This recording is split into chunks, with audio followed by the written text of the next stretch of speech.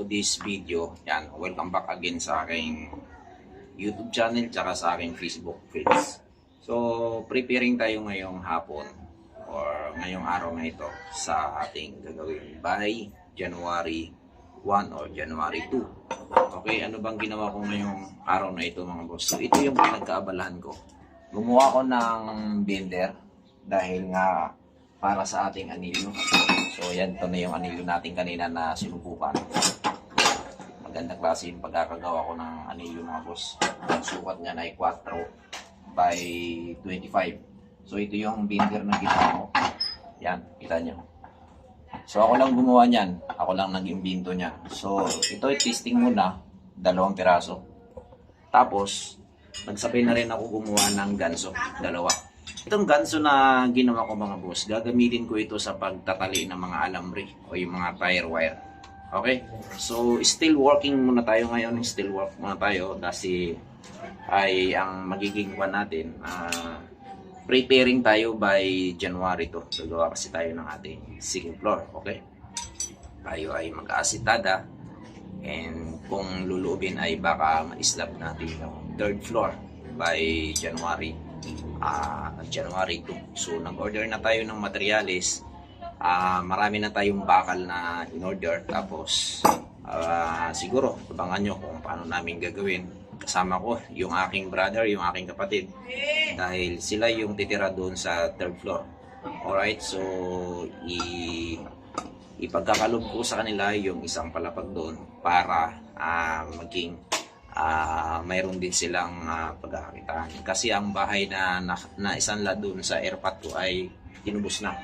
So ngayon, ang pera na pinagtubusan ay idadagdag na lang dito sa aking bahay dahil para mayroon silang sariling tinitirhan doon sa taas. So medyo hindi ganoon kadali ang paggawa ng mga ganitong binder. At mano-mano ito mga boss. Ako lang din ang naggawa nito. Wala naman problema kasi kumpleto tayo ng ating gamit. Ayan, may mga welding machine tayo, barina, grinder. Yan. Okay, so ito yung magiging access papunta dun sa second floor. Hanggang dun sa third floor. So abangan nyo na lang kung paano namin gagawin ito. After siguro namin to may purma by January 2. Hindi ganun kabilis. Medyo mahirap ang paggawa nito. Mano-mano kami dito. Kukuha ako ng labor dahil kailangan namin yon kasi nga siyempre magbubuhos kami ng slab. Hindi po pwede yung wala tayong labor kasi mano-mano yung paghalo nun. Maraming salamat sa aking mga kaibigan at sa lahat ng aking mga followers. At ito tayo, samantalahin natin na nandito tayo ngayon sa Pilipinas kasi baka by next year or baka February or January ay kung loobin ng Panginoon na tayo ay makalis muli patungong ibang bansa. Pero ang target kong bansang pupuntahan ay siguro hindi yung Middle East.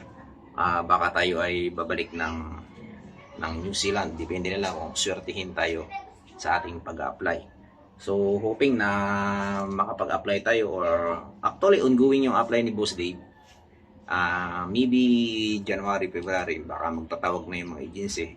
Tayo ay naka-apply via online work abroad. So mga boss, hanggang dito na lang muna yung aking vlog. Medyo pawisan si Boss Dave, pasensyaan nyo na.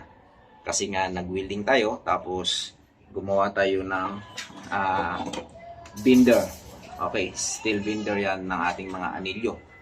So meron na tayong ginawang ganso. 3 piraso.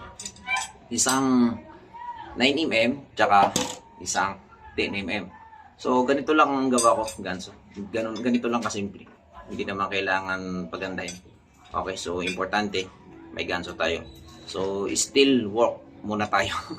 Dahil nga, ang trabaho natin ay bakal, no? So, wala tayong pinipili pagdating sa trabaho mga boss. Lahat ay nagagawa natin at kaya natin gawin. Okay, so dahil nga siyempre all around tayo, tulad nga ng sabi ko sa inyo, ay kaya natin gawin kung ano yung trabaho sa ating construction.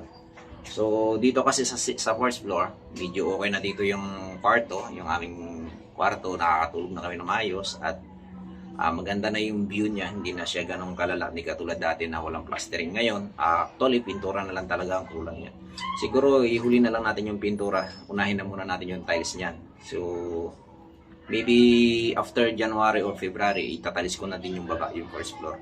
So, going up muna tayo kasi nga, importante ito, kailangan, kasi nga yung kapatid ko, ay lilipat na by January 15 or January 20. So, ganun talaga ang buhay.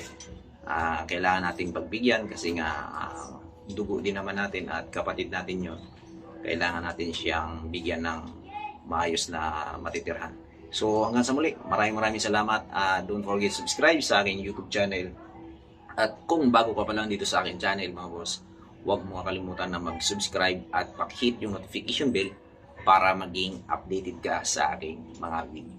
So hanggang sa muli, maraming salamat. Advance Happy New Year. Thanks for watching. God bless.